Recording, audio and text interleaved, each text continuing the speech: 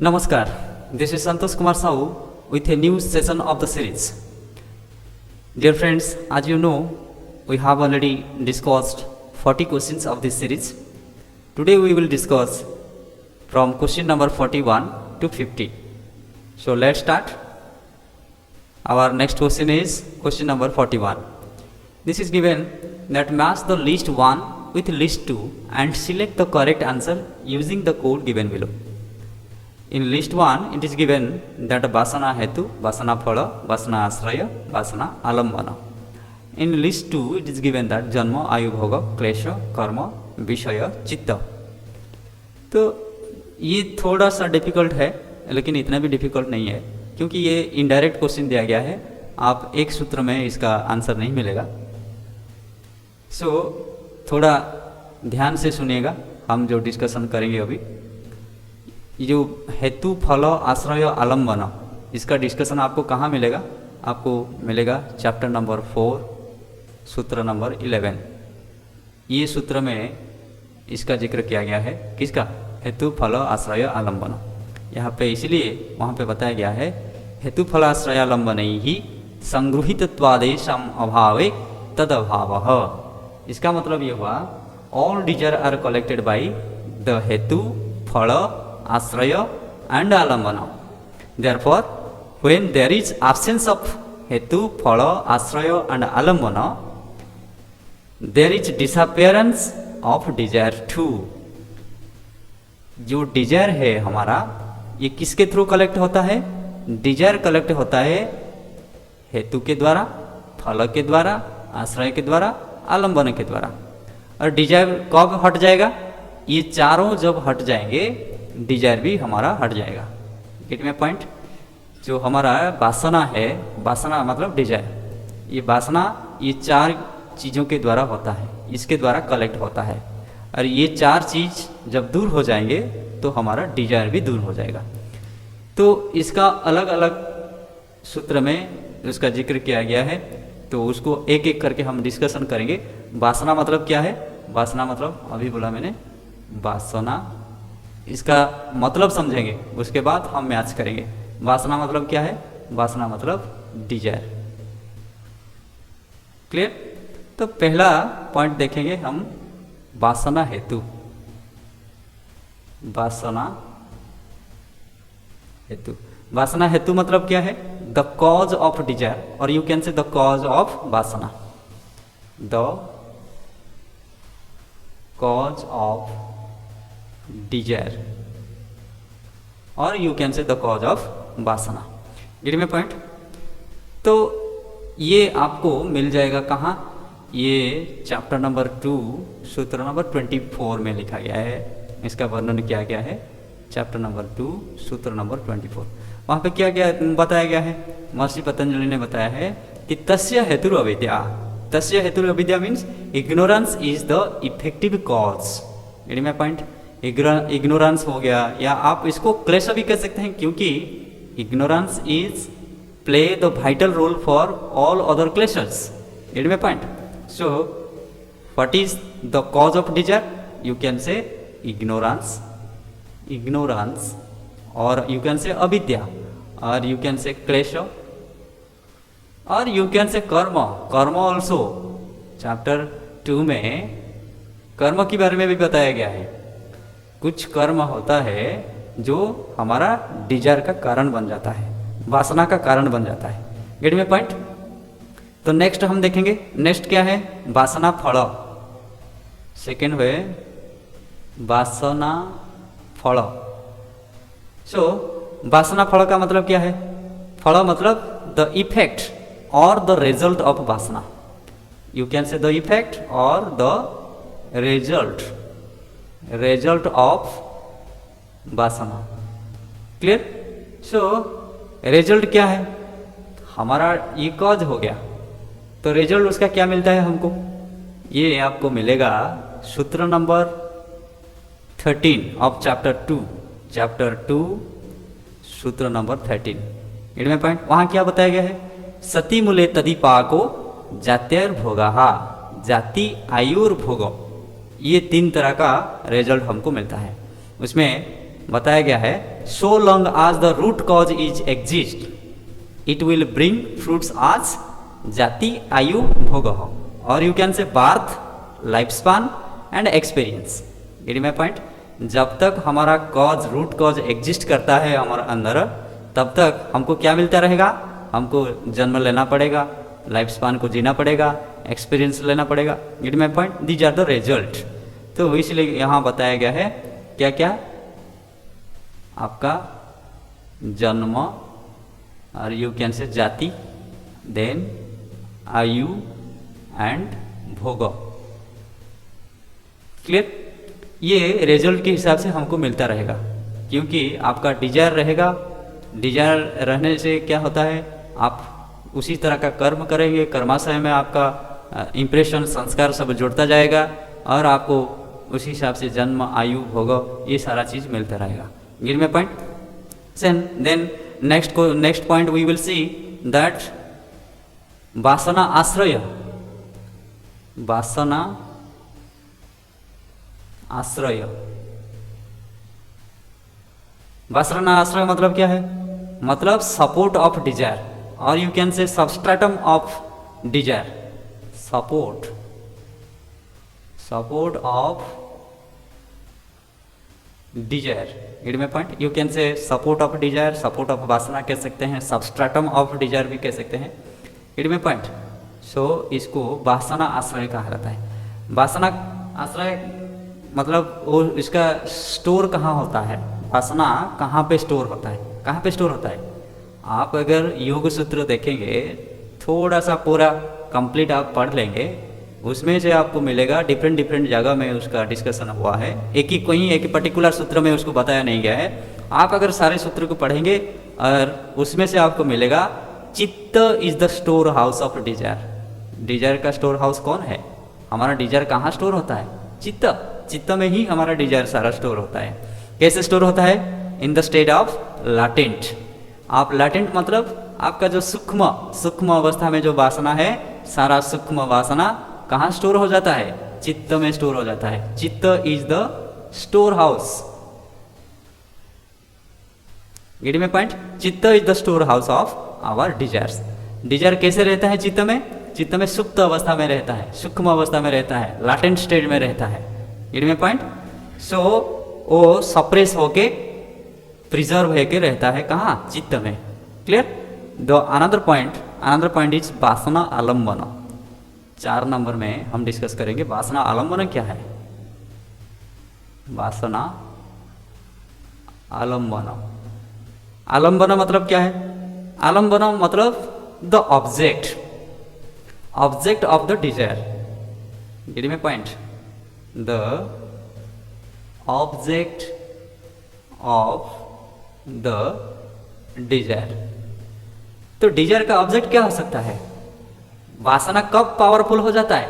जब वो sense organ, हमारा जो सेंस ऑर्गन है वो रेस्पेक्टिव ऑब्जेक्ट के साथ जब मिल जाता है, तब वो पावरफुल हो जाता है। द वासना become powerful through the contact with the sense object. जब सेंस ऑब्जेक्ट के कंटैक्ट में आ जाता है वासना, तब वो पावरफुल बन जाता है। इसीलिए हम उसको कहेंगे वासना का आलम्बन जो है, आलम्बन कौन है? हमारा जो ऑब्जेक्ट्स है। It my point? The worldly object, इसको हम कह सकते हैं ऑब्जेक्ट मतलब विषय भी कह सकते हैं। These are the object of desire. Object और विषय इज द आलम्बन। Get my point? सो अभी आपको आंसर मिल जाएगा। आंसर मतलब मिल जाएगा। सो क्या मिलेगा? वासना हेतु क्या हम डिस्कस किए हैं? वासना हेतु क्या? कॉज ऑफ डिजायर क्या है? आपका इग्नोरेंस, क्लेश, कर्म, ऐसा दिया गया क्या? हाँ, ये दिया गया है। So this is A. Get my point? This is 1। Then वासना फल के हिसाब से हमको क्या मिलता है? जन्म आयु होगा, ये 2 हो जाएगा। क्लियर? देन 3 वासना आश्रय क्या है? Support of desire. Support of Dzire कहाँ पे रहता है? सपोर्ट होके चित्त। Gate my point? Then next is आलम्बन, आलम्बन इज विषय। अभी मिल गया आपको, तो इसका आंसर क्या होगा, कहाँ पे है, ए वासना हेतु क्या है, ए टू कहाँ है, ये एक ही जगह में ही A2 है, तो ये ही होगा A2 B1 then C4 and D3। Clear, this is the right answer. I hope it is clear. इसको अगर एक बार में आपको समझ में नहीं आया तो फिर दोबारा सुनने के लिए कोशिश करें, चित्त को शांत करके उसको सुने, फिर दोबारा प्रयास करें समझने के लिए, ताकि आपको समझ में आ जाएगा। Get me point? So I hope this is clear. So next question we will see question number 42।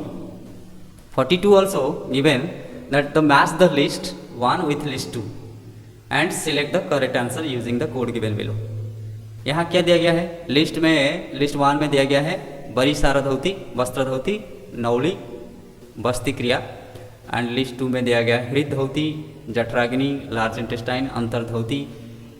ये षटकर्म की डिटेल दिया गया है। इसका डिस्कशन आपको कहाँ मिलेगा, इसका डिस्कशन आपको मिल जाएगा कहाँ, घेरंड संहिता में, घेरंड संहिता, क्योंकि षटकर्म का पूरा डिटेल आपको घेरंड संहिता ही मिलेगा। हठ प्रदीपिका में ये हृद धोती, अंतर्धोती, ये सब नहीं मिलेगा, बड़ी सारा धोती ये नहीं मिलेगा बस। सो वहाँ पे सिंपली डिस्कशन किया गया है, लेकिन घेरंड संहिता में आप जब देखेंगे तो आपका जो षटकर्म है उसका बहुत सारे डिस्कशन किया गया है और डिटेल डिस्कशन किया गया है। Gate me point? सो घेरंड संहिता के हिसाब से षटकर्म क्या है, धौती, देन बस्ती, देन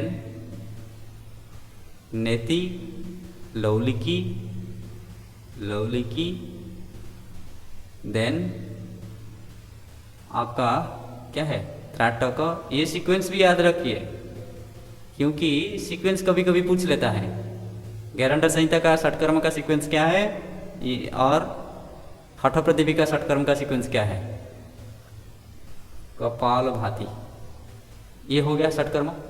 क्योंकि पूरा षटकर्म का आइडिया आप अगर आपके पास नहीं है तो इसको, ये क्वेश्चन को अटेंड नहीं कर पाएंगे आप, इसीलिए मैं आपको पूरी डिटेल्स यहाँ पे बताना चाहता हूँ।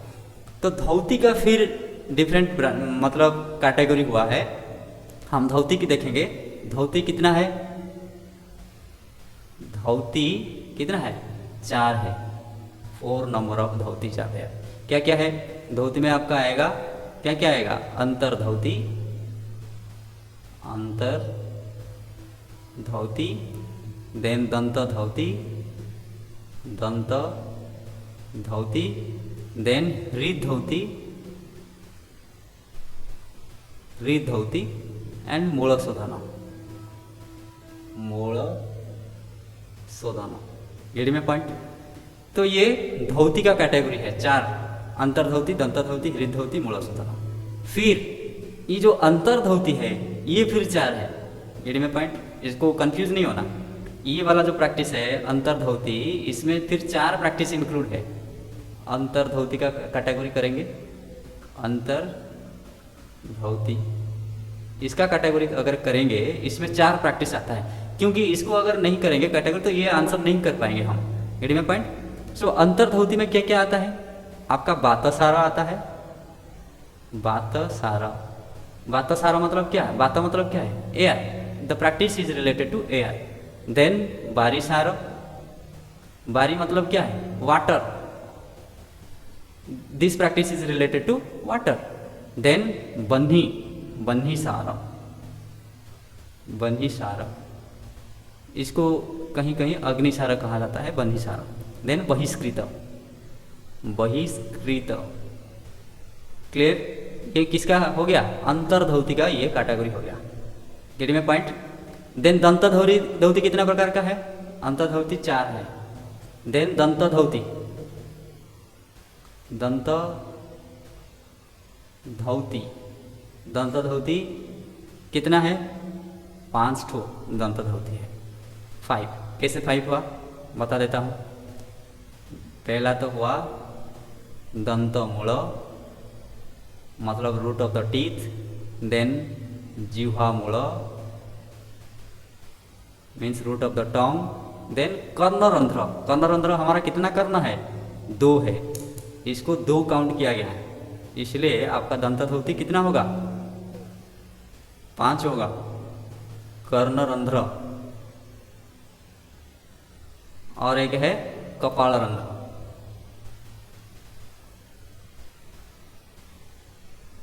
ये हो गया आपका क्या? दंतध्वति का प्रैक्टिस। दंतध्वति में कितना प्रैक्टिस है? इसको 2 काउंट कीजिएगा। कर्णरंध्र 2 है, दो कान है हमारा। तो ये दंतध्वति का क्या हो गया? आपका कैटेगरी हो गया। उसके बाद हृदध्वति। हृदध्वति कितना तरह का है? हृदध्वति, हृदध्वति आपका 3 प्रैक्टिसेस इंक्लूडेड है। क्या क्या है? दंड, वमन, वस्त्र। दंड, it is practice by a stock, then वमन, वमन मीन्स वोमिटिंग, एंड वस्त्र, वस्त्र means by a piece of cloth. Get my point. और मूलशोधन, मूलशोधन एक ही प्रैक्टिस है, और इसके किसके द्वारा प्रैक्टिस किया जाता है? Either A stem of turmeric की प्लांट और द मिडिल फिंगर। ये पानी यूज, जो मूलशोधन रहेगा ये एक ही प्रैक्टिस है, और इसको जो हल्दी का जो स्टेम होता है उसी के माध्यम से आपको आनस को क्लीन करना है, या नहीं तो मिडिल फिंगर में। Gate my point. तो धोती का पूरी तरह से कैटेगरी आपको क्लियर आ गया। समझ में आया या नहीं? ये जो पहला वाला धोती मैंने बताया था, ये धोती का इतना ही प्रैक्टिस है। उसके बाद बस्ती, बस्ती कितना बताया गया है? 2 तरह का बस्ती बताया गया है। एक जड़ बस्ती, जड़, एंड दूसरा है क्या? शुष्क। तो ये बस्ती प्रैक्टिस किसके लिए है? हमारा जो लार्ज इंटेस्टाइन होता है उसी का प्रैक्टिस है, उसको क्लीन करने का। नेति, नेति का प्रैक्टिस क्या बताया गया है? सिर्फ सूत्र नेति बताया गया है, सूत्र नेति के बारे में बताया गया है। लौलिकी बताया गया है, लौलिकी। It my point. त्राटक and kapalbhati. Kapalbhati कितना प्रैक्टिस है? 3 प्रैक्टिस है। क्या क्या आता है इसमें? आपका बात कर्म, बात कर्म, व्युत कर्म एंड शीत कर्म। क्लियर? सो अभी हमको एक आइडिया मिल गया कि घेरंड संहिता में जो षटकर्म बताया गया है वो क्या क्या है। तो अभी हम मैच कर सकते हैं। अभी देखिए, बारी शारद होती, तो बारी शारद होती को मैच कीजिए, किसके साथ मिलेगा? बारी शारद होती किसके साथ मिलेगा? ये किसका हिस्सा है? बारी शारा कहाँ बताया था? ये बारी शारा है। ये किसका पार्ट है? अंतर्धोती का हिस्सा है। Get my point. तो ये हो जाएगा A4, ये सर नो। देन वस्त्र धोती, वस्त्र धोती किसके साथ मिलेगा? वस्त्र धोती कहाँ डिस्कस किए थे? देखिए ये टेबल में हृद धोती के अंदर वस्त्र धोती आता है। तो वस्त्र धोती किसके साथ मिलेगा? हृद धोती के साथ मिलेगा। ये सब नो। तो ये हो जाएगा B1। क्लियर? सो नेक्स्ट दो आपको देखना है। नौली, नौली किसका प्रैक्टिस है? प्रैक्टिस का नाम दिया क्या है? नौली का बेनिफिट ये जठराग्नि, जठराग्नि होगा। It my point. सो इसलिए C2 हो जाएगा। और बस्ती क्रिया, बस्ती क्रिया लार्ज इंटेस्टाइन के साथ रिलेशन है उसका, क्योंकि लार्ज इंटेस्टाइन का प्रैक्टिस है, वो लार्ज इंटेस्टाइन को ज़्यादातर क्लीन करता है। It my point. तो ये D हो जाएगा। सो देखिए यहाँ पे A4 B1, ये मतलब ये है option number 4, C2 and D3। I hope this is clear to everybody. So हम नेक्स्ट क्वेश्चन जाएंगे। नेक्स्ट क्वेश्चन देखेंगे, क्वेश्चन नंबर 43। 43 में आपको दिया गया है, वही मैच करने के लिए दिया गया है, list 1 list 2, that you have to select the correct answer using the code given below. यहाँ पे चक्र दिया गया है और उसका प्लेस दिया गया है। एडी में पॉइंट। चक्र में स्वादिष्टान, मणिपुर, विशुद्ध, अनाहत, आज्ञा, एंड प्लेस में region of heart, region of throat, between eyebrows, navel, region root of the genital organ. Simple सी बात है, आपका चक्र का एरिया क्या है, प्लेस क्या है। हम इसको, ये जो प्लेस दिया गया है ये एक्चुअली क्षेत्र दिया गया है, मतलब फ्रंट साइड में क्षेत्र क्या है, चक्र क्या है, ये होता है चक्र। चक्र एक्चुअली कहाँ पे है, चक्र है हमारा स्पाइनल कॉर्ड में है चक्र। उसका जो प्लेस है स्पाइनल कॉर्ड का डिफरेंट हिस्सा में वो उसका प्लेस है। लेकिन हम इसको आइडेंटिफाई कैसे करेंगे, पहले हम क्षेत्र को आइडेंटिफाई करेंगे, उसके बाद चक्र को आइडेंटिफाई कर सकते हैं। नहीं तो कैसे स्पाइनल कॉर्ड में हमको कैसे पता चलेगा कि ये एरिया में है, स्पाइनल कॉर्ड का ऐसा कुछ नहीं है ना measurement, gate my point. So exactly उसको आइडेंटिफाई करने के लिए हमको क्षेत्र को ढूंढना पड़ेगा। क्षेत्र मतलब कहाँ होता है, बॉडी का हमारा सामने वाला हिस्सा में, फ्रंट में क्षेत्र होता है और बैक साइड में स्पाइनल कॉर्ड होता है, स्पाइनल कॉर्ड में चक्र है, गेट में पॉइंट। ये जो प्लेस दिया गया है ये सारा क्षेत्र दिया गया है, एग्जैक्टली प्लेस को हम इसी तरह का बता नहीं सकते हैं। क्लियर, क्षेत्र मतलब सपोज आपको स्वाधिष्ठान चक्र, ये स्वाधिष्ठान चक्र हो गया, इसको आइडेंटिफाई करना है तो कैसे करेंगे, इसका पहला हम जाएंगे जेनाइटल ऑर्गन का रूट को जाएंगे, root of the genital organ, ये क्षेत्र है। उसी सीधा में पीछे जहां मिलता है हमारा स्पाइनल कॉर्ड में वो होगा स्वाधिष्ठान, गेट में पॉइंट। उसी तरह का स्वाधिष्ठान के ऊपर क्या है, मणिपुर, ये सेकंड होता है मणिपुर।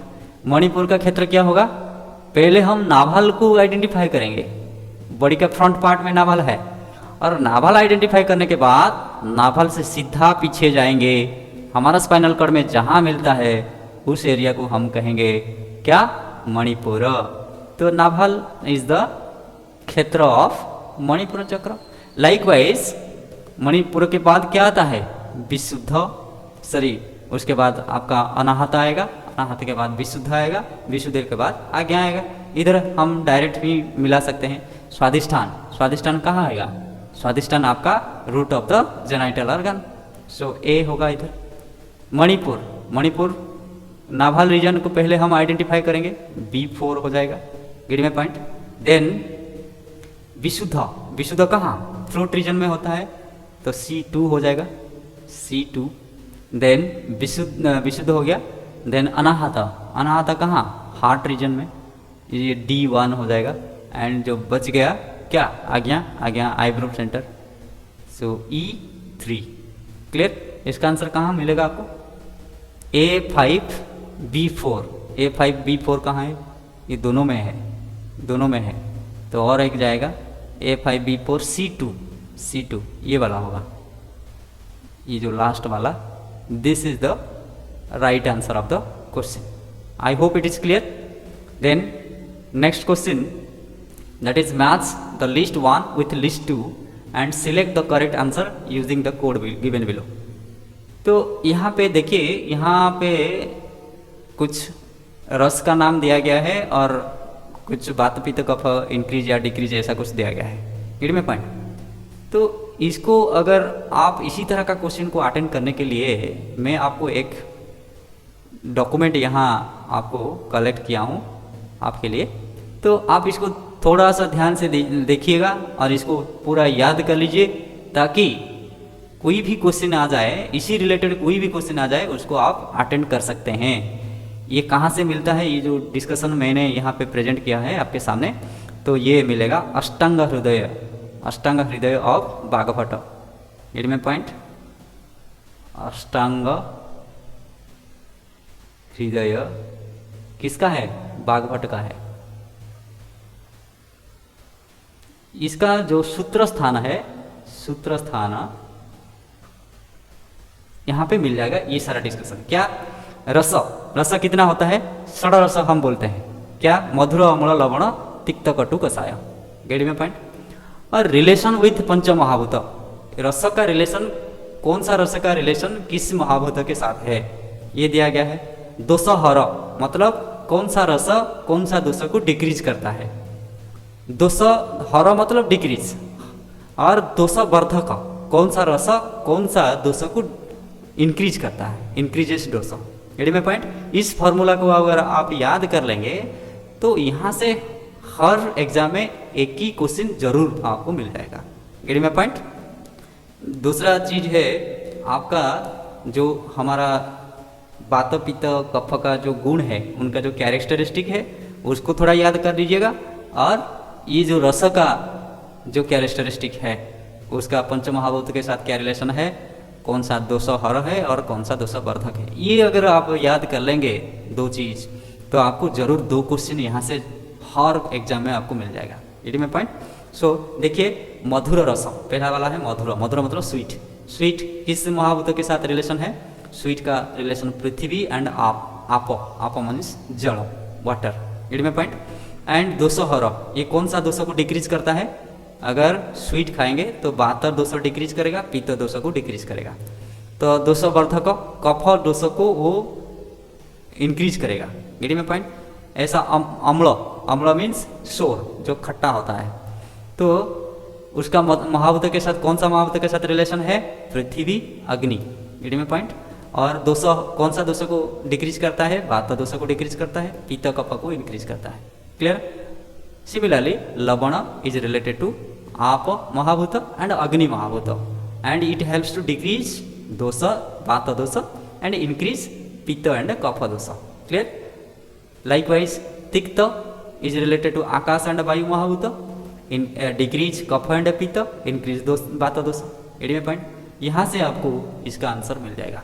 देखिए पहला दिया गया है क्या? ए में स्वीट टेस्ट। स्वीट यहाँ पे सारा डिक्रीज करने के लिए डिक्रीज दिया गया है, डिक्रीज वात, डिक्रीज पित्त एंड कफ, डिक्रीज वात एंड पित्त, डिक्रीज कफ। तो स्वीट क्या डिक्रीज करता है? डिक्रीज मतलब दोष हर को आपको देखना है, ये टेबल के साथ हम देखेंगे। स्वीट मधुर, वात एंड डिक्रीज वात एंड पित्त, डिक्रीज वात एंड पित्त, ये हो जाएगा A3। क्लियर। शोर, शोर क्या है? अम्ल। अम्ल किसको डिक्रीज करता है? वात को डिक्रीज करना, डिक्रीज वात, ये हो जाएगा B1।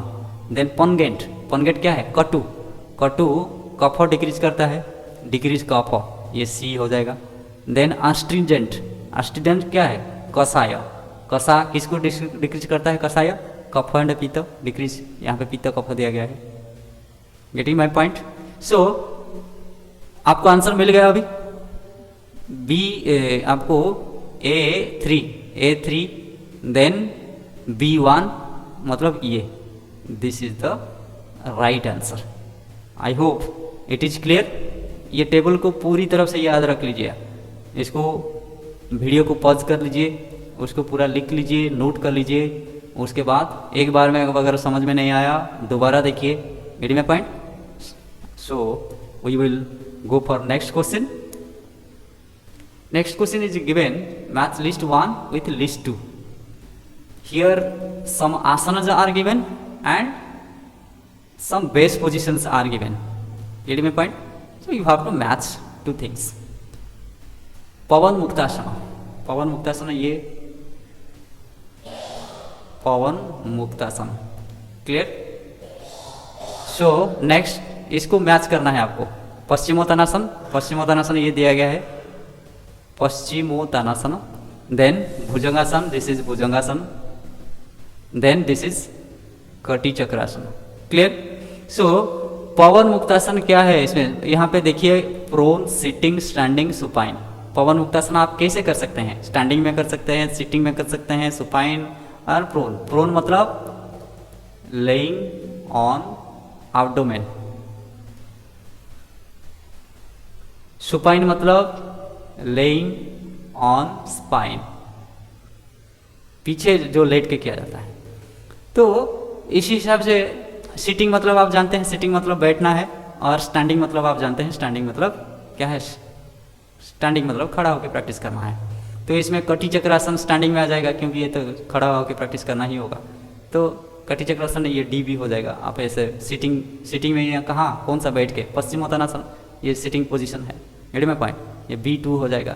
तो इसी हिसाब से पवन मुक्तासन कौन सा है? ये कहाँ पे? पीछे लेट के किया जाता है, तो ये सुपाइन है, तो ये A हो जाएगा।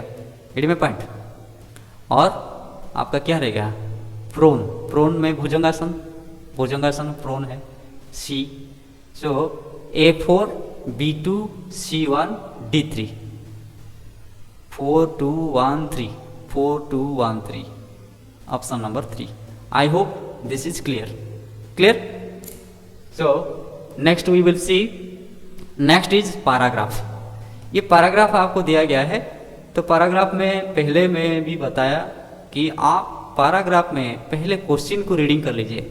आपका जो 5 क्वेश्चन आएगा, क्वेश्चन को रीडिंग करने के बाद आपको क्या होगा कि जो की point, need of the question आपको पता चल जाएगा, एक आइडिया आ जाएगा। उसके बाद आप पैसेज को पढ़िए, रीड माय पॉइंट, ताकि आपको इमीडिएट मालूम पड़ जाएगा कि हाँ पैसेज में ये भी मांगा है।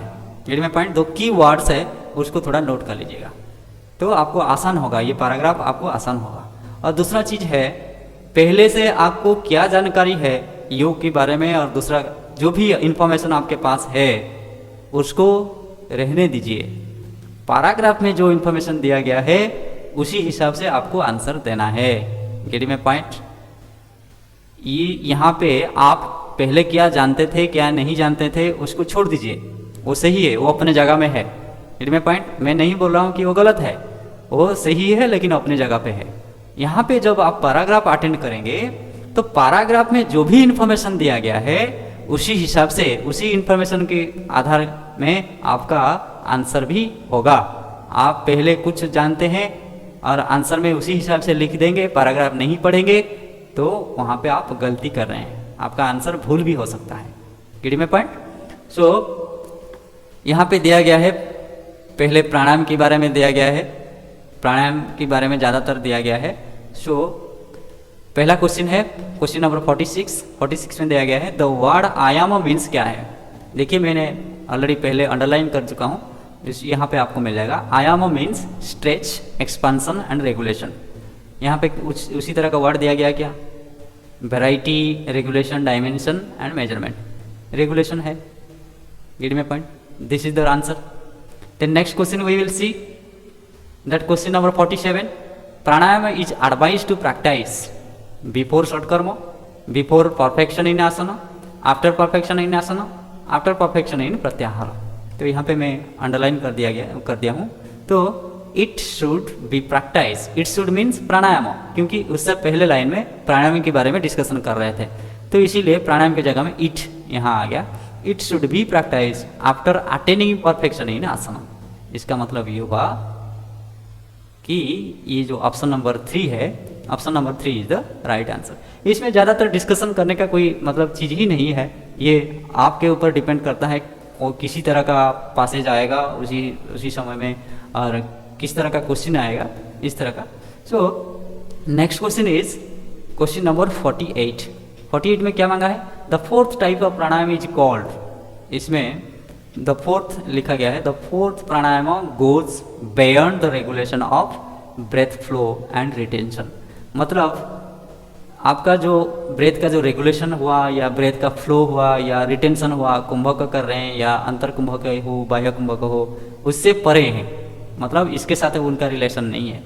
It transcend the range of movement, appear effortless and non deliberate, thus called as निर्बीज प्राणायाम। यहाँ पे फोर्थ प्राणायाम को क्या कहा गया है, निर्बीज प्राणायाम। सो इसका आंसर क्या होगा, ऑप्शन नंबर 1 निर्बीज। क्लियर? सो नेक्स्ट इज प्राणायाम इज गेटवे टू व्हाट, आसन, यमांड नियम, बहिरंग योग, धारणा। तो यहाँ अंडरलाइन कर दिया गया, प्राणायाम एन इम्पोर्टेंट कंपोनेंट ऑफ बहिरंग योग। बहिरंग योग का ये इम्पोर्टेंट कंपोनेंट है। Is not only a method to study the mind, ये सिर्फ माइंड को स्थिर नहीं करता है, but also a gateway to धारणा। धारणा को भी ये क्या अचीव करने के लिए ये एक प्रैक्टिस है। Clear? So this will be the answer, धारणा, option 4। Clear? Next question number 50। So the fourth step of अष्टांग योगा, फोर्थ स्टेप ऑफ अष्टांग योगा आप तो जानते हैं, फिर भी ये पहला लाइन में दिया गया है, प्राणायाम is the fourth step of अष्टांग योगा। Get my point?